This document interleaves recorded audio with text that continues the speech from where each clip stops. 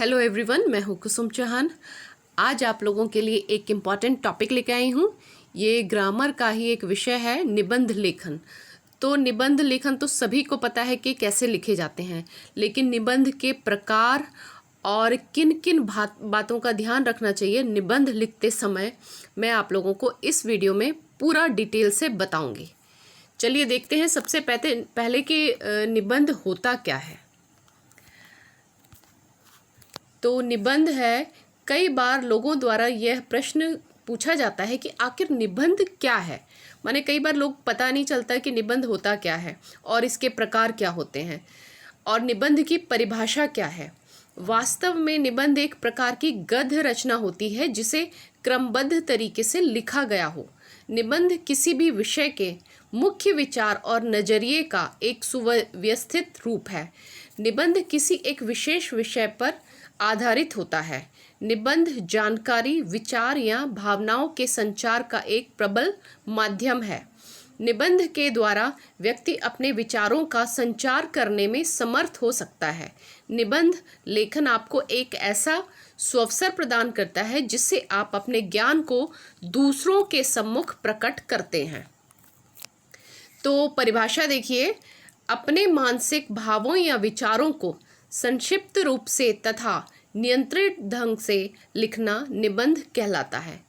दूसरे शब्दों में, किसी विषय पर अपने भावों को पूर्ण रूप से क्रमानुसार लिपिबद्ध करना ही निबंध कहलाता है।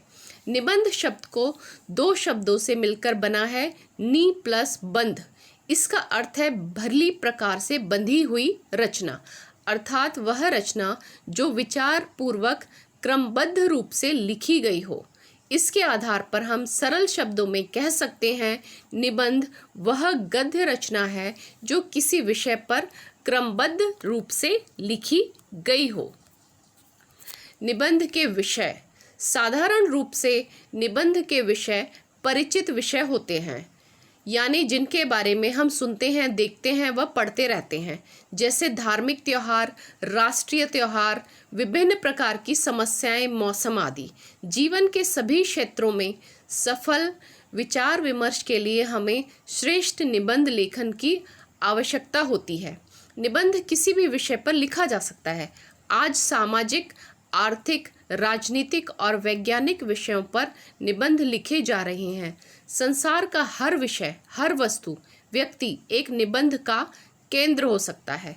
हिंदी के प्रमुख साहित्यकार आचार्य रामचंद्र शुक्ल ने निबंध को परिभाषित करते हुए कहा है, निबंध लेखन में लेखक अपने मन की प्रवृत्ति के अनुसार स्वच्छंद गति से इधर उधर फूटी हुई सूत्र शाखाओं पर विचरता चलता है।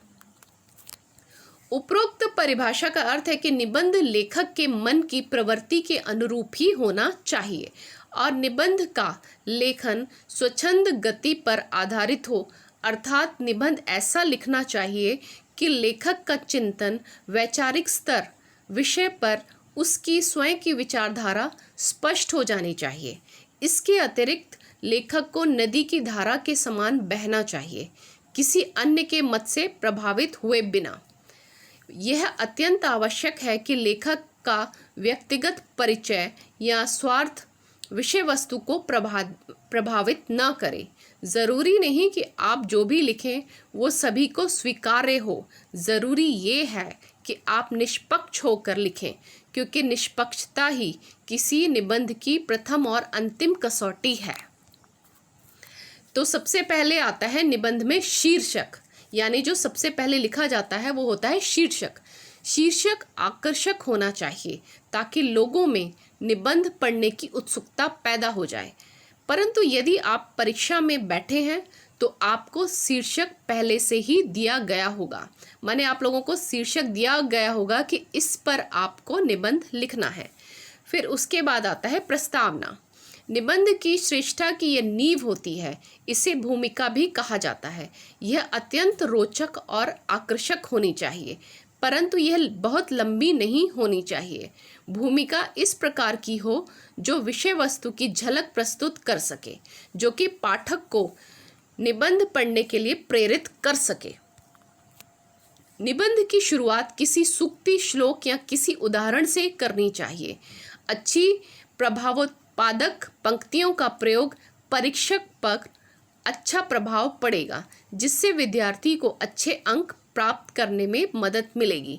आकर्षक प्रारंभ पाठक या परीक्षक के मन में निबंध को आगे पढ़ने के लिए उत्सुकता जगाता है। यानी आप स्टार्टिंग बहुत अच्छी लिखेंगे तो परीक्षक जो आपकी कॉपियाँ चेक करेंगे उनको ये होगा कि हम और अच्छे से इसको चेक करें, क्योंकि स्टार्टिंग अच्छी होगी तो वो पूरा ही उसको पढ़ना चाहेगा। तो स्टार्टिंग आप लोगों की बहुत अच्छी होनी चाहिए निबंध में। निबंध में विषय का संक्षिप्त परिचय और वर्तमान स्वरूप भी विद्यार्थी को भूमिका खंड में देना चाहिए।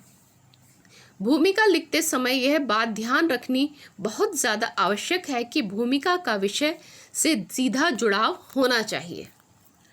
निबंध की शुरुआत होना चाहिए। फिर आता है विषय विस्तार। इसमें 3 से 4 अनुच्छेदों में विषय के विभिन्न पहलुओं पर अपने विचार प्रकट किए जाते हैं। प्रत्येक अनुच्छेद में एक एक पहलू पर विचार लिखा जाता है। यह निबंध का सर्वप्रमुख अंश है। इनका संतुलित होना अत्यंत आवश्यक है।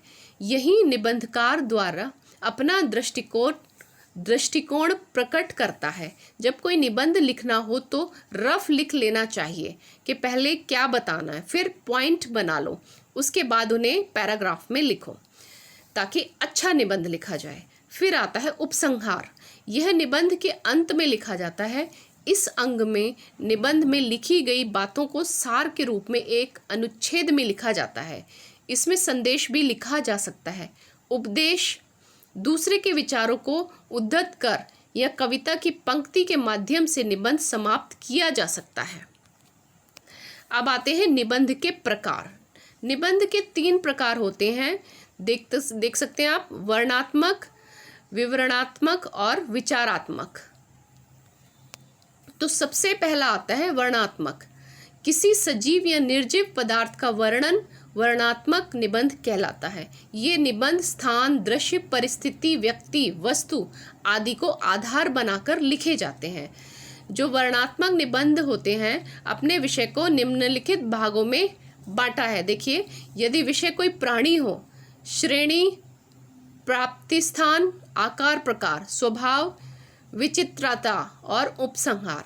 इस प्रकार यदि विषय कोई मनुष्य हो, परिचय देंगे, प्राचीन इतिहास देंगे, वंश परंपरा, भाषा और धर्म, सामाजिक एवं राजनीतिक जीवन।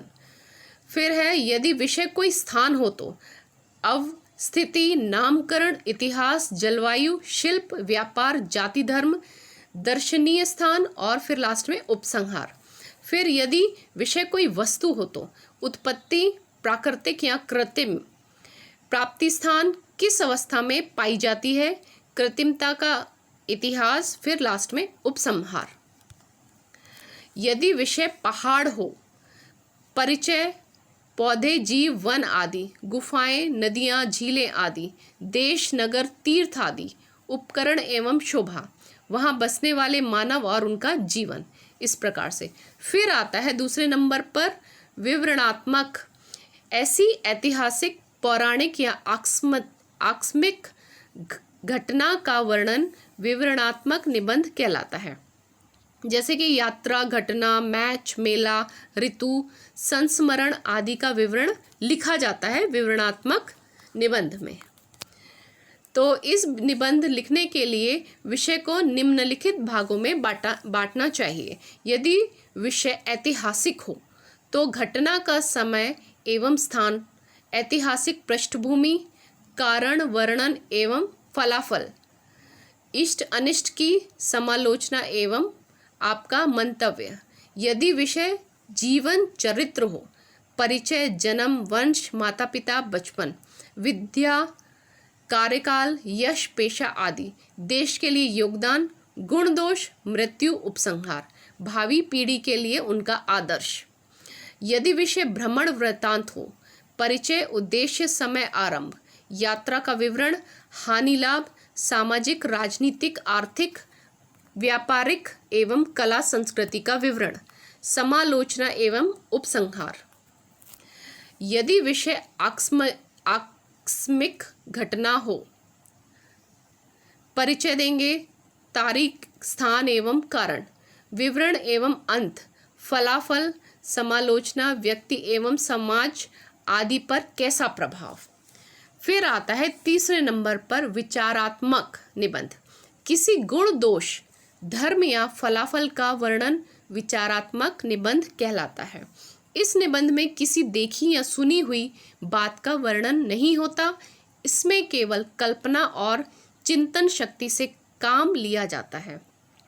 विचारात्मक निबंध उक्त दोनों प्रकारों से अधिक श्रम साध्य होता है, अतएव इसके लिए विशेष रूप से अभ्यास की आवश्यकता होती है। विचारात्मक निबंध लिखने के लिए दिए गए विषय को निम्नलिखित भागों में बांटना चाहिए, जैसे कि अर्थ, परिभाषा, भूमिका और परिचय, सार्वजनिक या सामाजिक, स्वाभाविक या अभ्यासलभ्य, कारण, संचय, तुलना, गुण एवं दोष, हानि, लाभ, दृष्टांत, प्रमाण आदि। फिर है उपसंहार। तो अब निबंध लिखते समय हम लोगों को किन किन बातों का ध्यान रखना चाहिए। निबंध लिखने से पूर्व संबंधित विषय का पर्याप्त ज्ञान होना चाहिए। जिस विषय पे हम निबंध लिखने जा रहे हैं उसका पूर्ण ज्ञान हमें होना चाहिए। क्रमबद्ध रूप से विचारों को लिखा जाए। निबंध की भाषा रोचक एवं सरल होनी चाहिए। निबंध के वाक्य छोटे छोटे तथा प्रभावशाली होने चाहिए। निबंध संक्षिप्त होना चाहिए। अनावश्यक बातें नहीं लिखी जानी चाहिए। व्याकरण के नियमों और विरामादि चिन्हों का उचित प्रयोग होना चाहिए। विषय के अनुसार निबंध में मुहावरों का भी प्रयोग करना चाहिए। मुहावरों के प्रयोग से निबंध सशक्त बनता है। निबंध के विषय पर अतिरिक्त जानकारी प्राप्त करें। आरंभ, मध्य अथवा अंत में किसी उक्ति अथवा विषय से संबंधित कविता की पंक्तियों का उल्लेख करें। निबंध की शब्द सीमा का ध्यान रखें और व्यर्थ की बातें न लिखें, अर्थात विषय से न हटें। तो ये था निबंध के बारे में पूरी जानकारी। वीडियो अच्छी लगे तो प्लीज़ ज़्यादा से ज़्यादा लाइक और शेयर ज़रूर करें।